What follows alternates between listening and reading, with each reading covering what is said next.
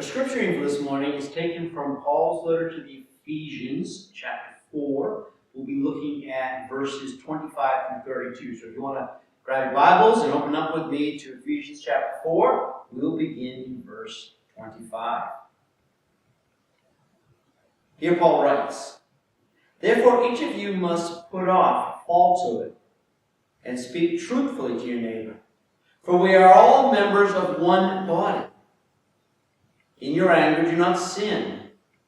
Do not let the sun go down while you are still angry, and do not give the devil a foothold.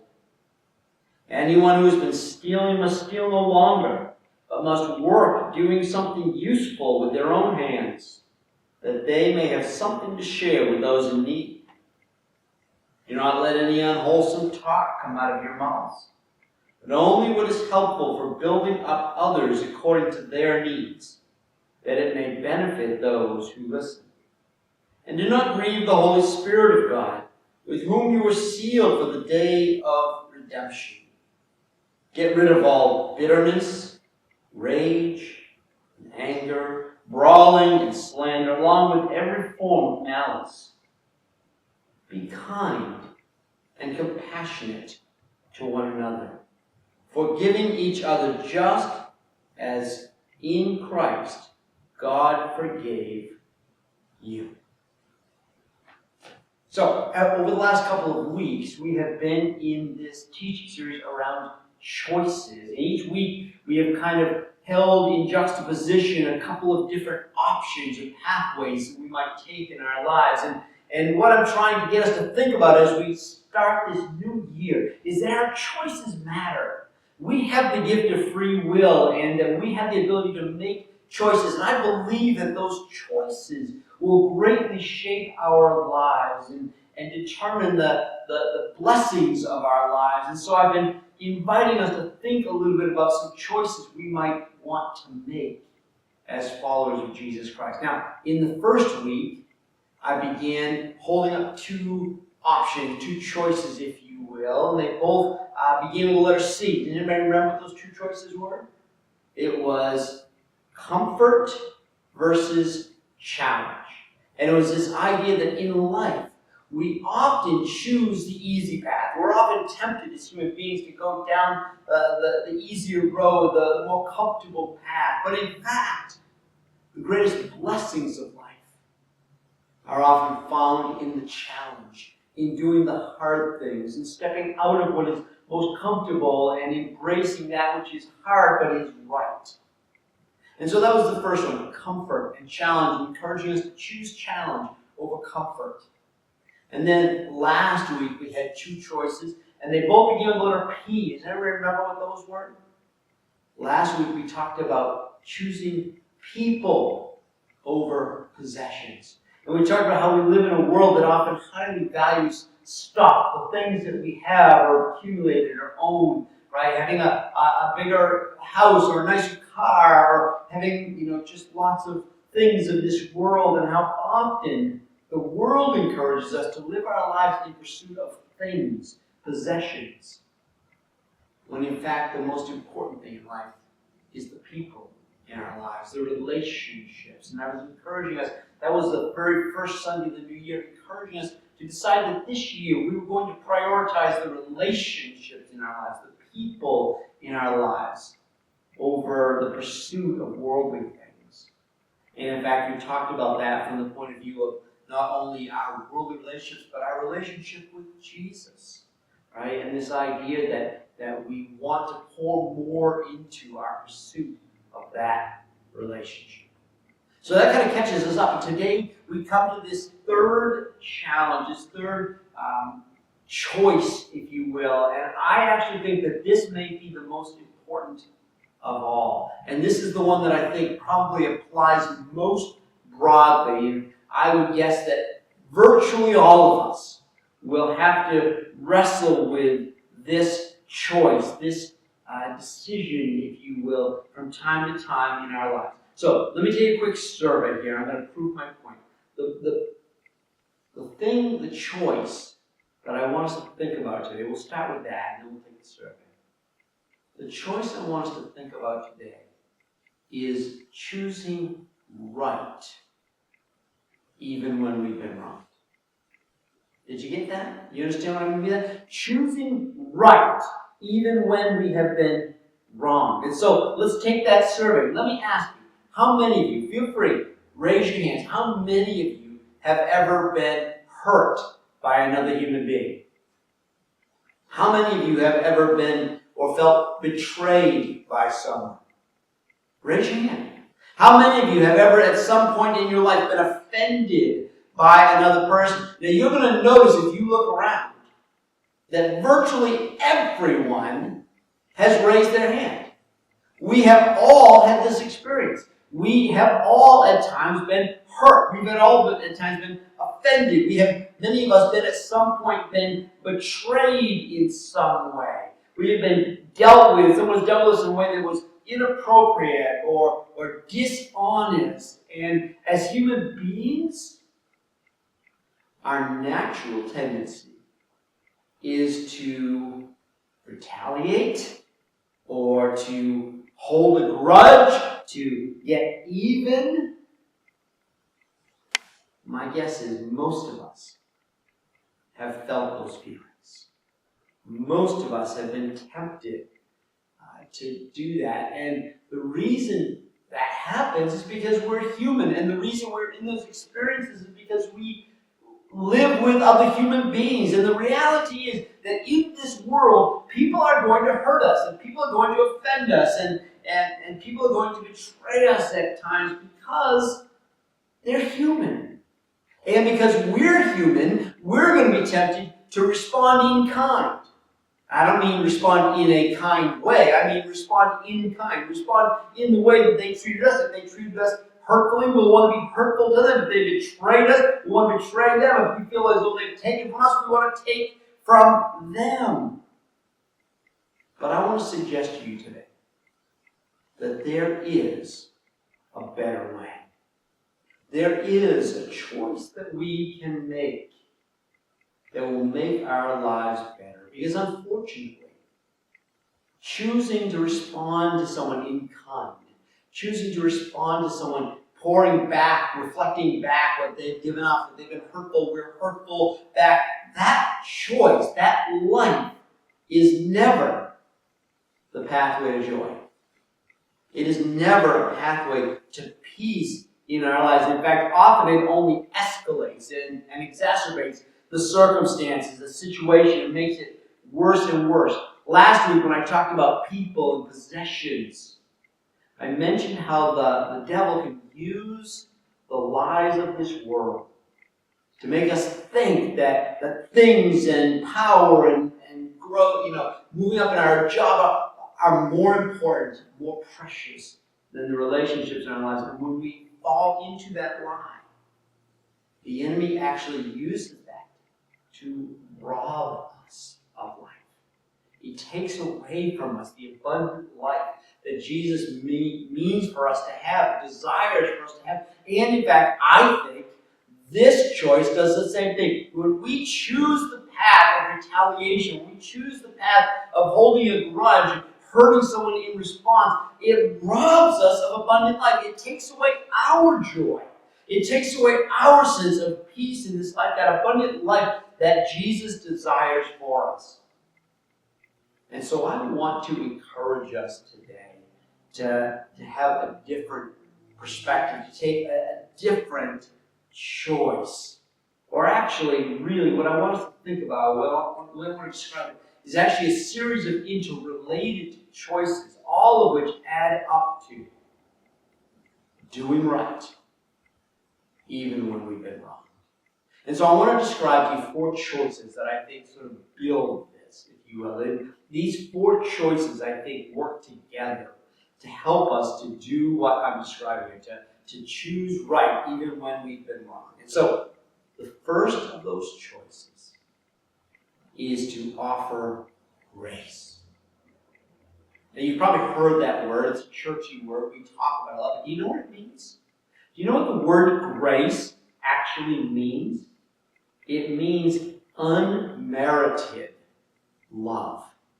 Okay, so when we give someone love that they didn't necessarily deserve, they didn't earn, we simply offer that love as a gift, then that is what we call grace. Choosing to love one who does not necessarily deserve that love, who hasn't done anything to earn that love. And let's be honest, that's what Jesus did for us, right? Jesus offers us grace. That is to say, He loved us even when we didn't deserve it. Even though we were sinners, He still loved us. He still came and gave His life for us, right? And so this, I believe, is what we're called to offer.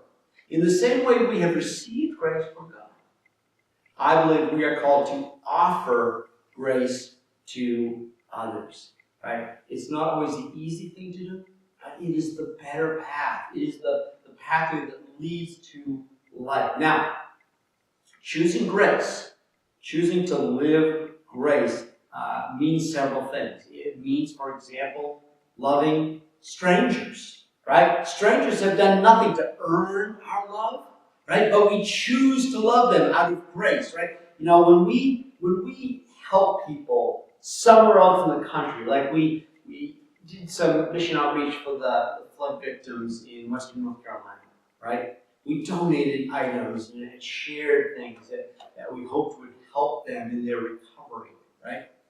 Those items all went to people that in all likelihood none of us know. They're strangers to us. And yet, we share those things with love. We desire to bless them, even though we don't know them. Grace says we love them, even though they may be a stranger. Right? And so that's sort of one level, if you will, the starting point of grace, is being able to love those who we don't even know. So they certainly have not in any way earned our love. We give it simply because they are children of God, beloved children of God. And so we love them in response. Now, let's notch it up a little bit. Let's crank it up a little bit. Not only does it mean loving the stranger, grace also means loving people that we don't like. Listen, let's just be honest. Don't point. Okay? Don't nudge anybody. But let's be honest. We all have people in our lives that we don't like. People that rub us the wrong way. People that, we just don't get along with. We don't click with, right? Well, grace says we love them anyways. Even though we may not like them. Did you know that it's possible to love someone you don't like? It is. It is. There will be people in this world that we don't particularly like. We don't necessarily click with, but we can still love them. And that is grace. So we have a stranger. Now we even go so far as to say not only will we love a stranger we have no real relationship with, but we can even love someone we don't particularly like. Okay, let's notch it up one more time. Grace even means loving our enemies.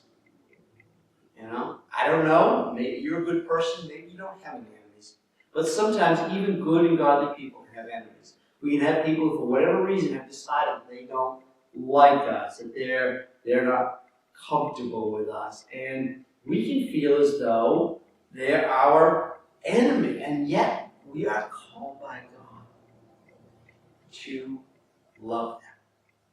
Let me tell you a story. This happened a number of years ago.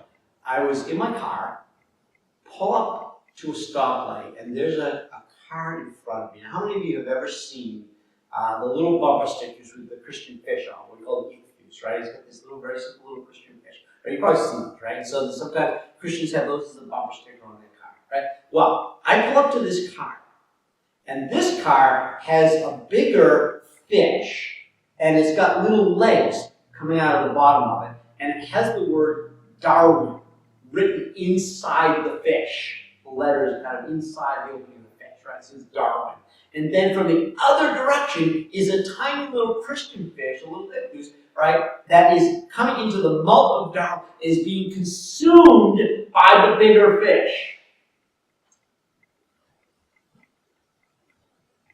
I saw that bumper sticker, and as I sat there at the light, and for just a moment, I thought to myself, I just want to ram this guy. Yeah, I'd like to just put in drive, stomp on it, and just smash that guy's bumper sticker. Sometimes we feel like we even have enemies. people that mock our faith, people that are so antithetical to what we believe are important to us. And yet, I had to choose in that moment to say, I gotta love that person. It wasn't easy, right? It bothered me. But grace means even loving our enemies. Jesus said that. He said, anybody can love their friends. As Christ followers, we're called to love our enemies. So, the first choice, if you will, is this choice of grace. It's this idea of loving people that maybe we don't even know, or people that are hard for us to love.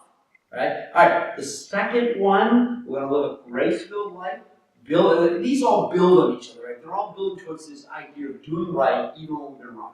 Right? The second one, and I think this is a life-changing choice.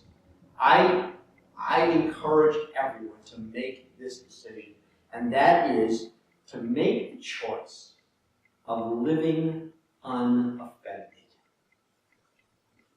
You know that we live in a culture of offense, right? People are offended about everything, right? We can invent things to be offended by, and it seems like everywhere we go, every conversation we have, whatever language we use, how we word something, what we say about something, what we wear, everybody's offended about something, right? We live in this culture of offense, and yet I believe as Christ followers, doing the right thing means choosing to live unoffended.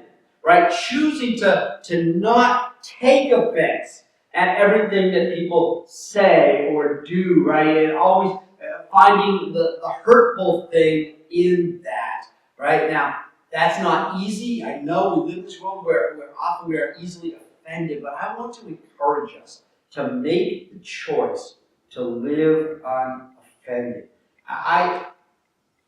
Something hit me about this years ago. And since that time, I have tried to live my life unoffended. Right? Just let things go. Not let things fester or just ruminate my mind or whatever. Just let things. Somebody says something that to me felt a little bit hurtful in a moment. I'm just gonna let it go. I'm just gonna choose not to be offended. Now here's the thing. Sometimes people are intentionally offensive, right? They're wanting to be. They say something meaning to be offensive. But my experience is that more often than not, people are accidentally offensive. They are unintentionally offensive. They didn't mean to be offensive. They weren't offensive by intention. They were offensive by ignorance, right? They said something they didn't even realize was hurtful to me, or didn't realize was offensive in the way they said that. And so you and I can choose to recognize that often they don't even mean to be offensive.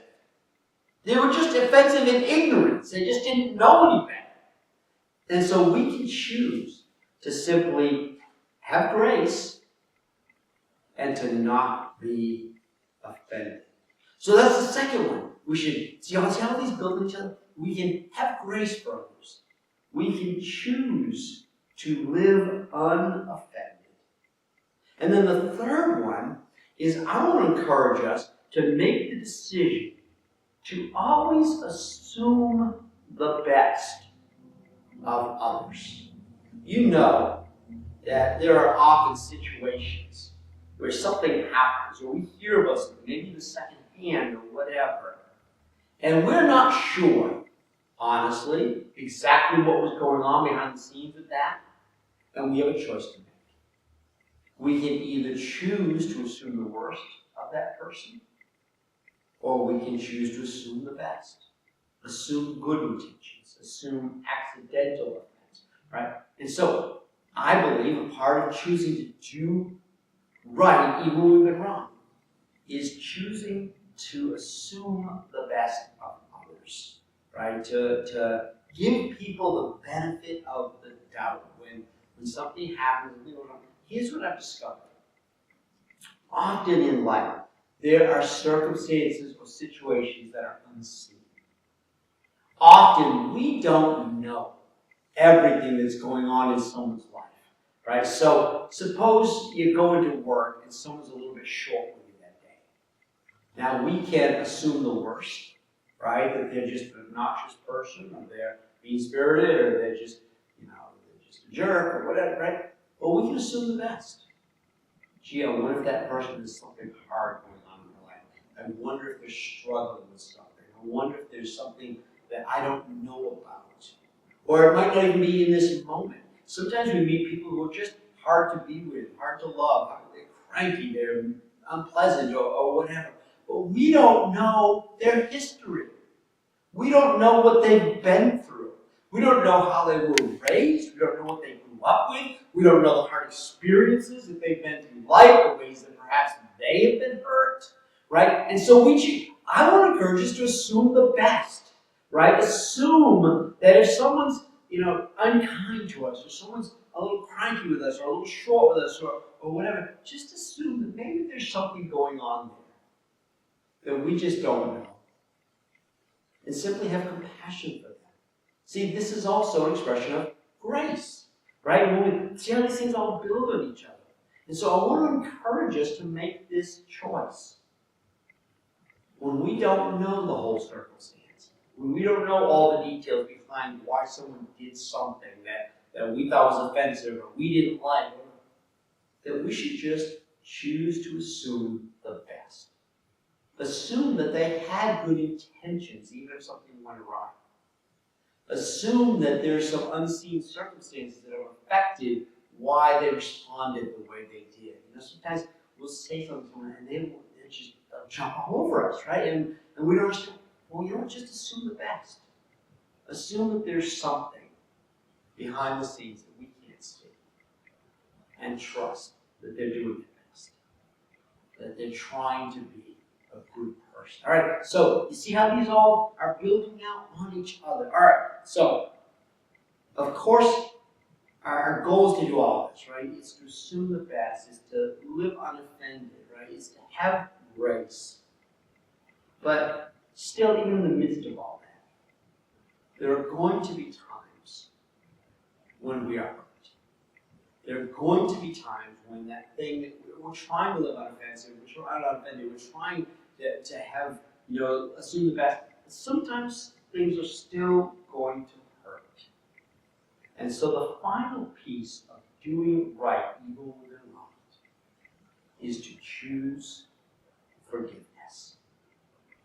Listen, like grace, forgiveness is not earned, it's not deserved, it is a gift, right? It's a gift that we give to someone else. When we choose to forgive someone, we don't forgive them because they deserve the forgiveness, because they somehow earned the forgiveness. We offer that forgiveness as a gift to that person, just as Jesus offered forgiveness to us as a gift. And you know what? The great thing about forgiveness is it's not only a gift to that person, it's a gift to us, right? We are blessed. Our life is better when we choose to forgive, right? I mean, honestly, God has forgiven us so much over and over again. And yet sometimes we're stingy with it, right? God's forgiven us abundantly, and yet we're stingy with our forgiveness. We don't offer it so easily. It kind of reminds me of that, remember that parable of the unmerciful servant? You probably heard this story, right? This guy is ridiculously in debt. He owes his master $100,000, and he can never pay it back. And so he comes before his master, and his master says, "You're going to debtor's prison because you can't pay my debt. And so you're going to debtor's prison, right? Or I'm going to sell you into bondage, to pay the debt." And the man throws himself at the mercy of his master, and he begs him to give him more time. And the master, out of compassion, says to him, "I will choose to forgive your debt."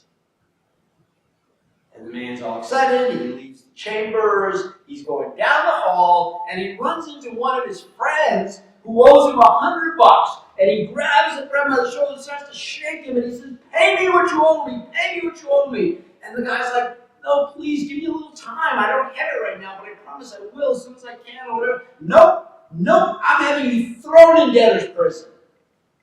And he does. And then word gets back to the master. And he calls the man in.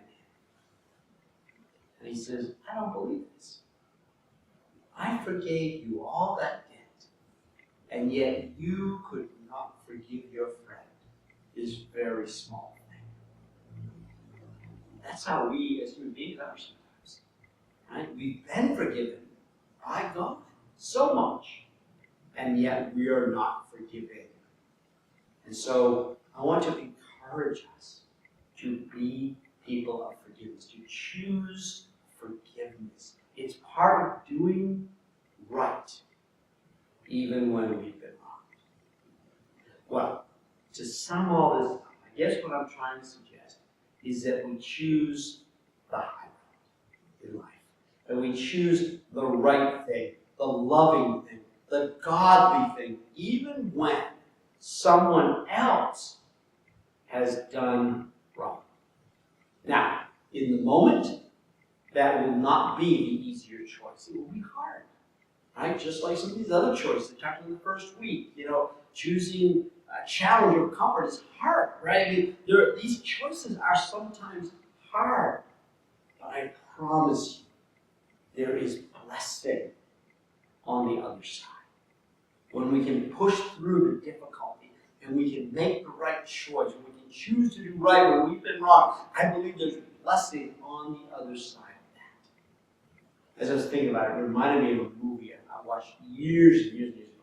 How many of you remember the original Willy Wonka movie, Charlie and the Chocolate Factory? You remember that movie? Right? I'm guessing many of you saw it somewhere. It came out years and years and years ago. Right? I think when I was a kid. And there's a part of the movie towards the end. All 5 of the kids who had won the golden ticket, were given a tour of the Willy Wonka Chocolate Factory, were supposed to get some great prize at the end. They were all given at the beginning this one particular candy called an everlasting gobstopper. It was going to be an industry-changing candy. It was just amazing, right? And each one was given one. And towards the end of the movie, there's a point where Willy Wonka tells Charlie at the end he's not going to get the big prize that he was promised because he violated the agreement. He did something he wasn't supposed to do, right? And so Willy is actually kind of mean to him about it and just, really rude and just like, you are not getting it. And then right afterwards, this candy spy, comes and offers Charlie a lot of money for his everlasting gobstopper so he can analyze it and figure out what's in it and all of that. And in the moment, even though Willy Wonka had done him wrong, Charlie chooses to do the right thing. He refuses to sell the candy. And of course, if you know the movie, you know the rest of the movie, that was the pivotal moment. That was the turning point. And in the end, Charlie does get all of the factory. He gets all of the blessing, right? And so, to me, it's just this metaphor of how when we do right, even when we've been wrong, there is blessing on the other side of that. And so, I want to encourage us to see the blessing. Several things happen when we make this choice, when we choose to do right when we've been wrong. Our lives are blessed. But actually, there's more to it than that, even beyond that. The other thing that happens is, and it becomes a witness, right? Others see how we are. Others see our forgiveness. Others see our grace. Others see how we choose to live unoffended, right? And they see in that the difference that Jesus has made in our lives, and it becomes a witness to our faith. When we choose, when we make this choice, it becomes a faith statement. It becomes a witness to those all around. And then ultimately, what happens is God is pleased. God is pleased when we choose to do right, even when we've been wrong. Just as Jesus did right when he was wrong. God is pleased. And it means that one day we'll get to stand before God in heaven and he will say to us, well done, good and faithful servant. In the passage we opened with this morning, the Apostle Paul said here in the letter to the Ephesians, at the very end, be kind and compassionate to one another, forgiving each other, just as through Christ God has forgiven you. Listen, I know this is not an easy choice. It's not easy to have grace for people. It's not easy to live unoffended. It's not easy to forgive others. But I promise you one day it will pay great dividends in our lives if we will have the strength and the courage to follow through. And so today, this is my challenge, my encouragement to us. Let's make this choice together in this coming year. Let's choose to do right, even when we've been wrong. Would you join me in prayer?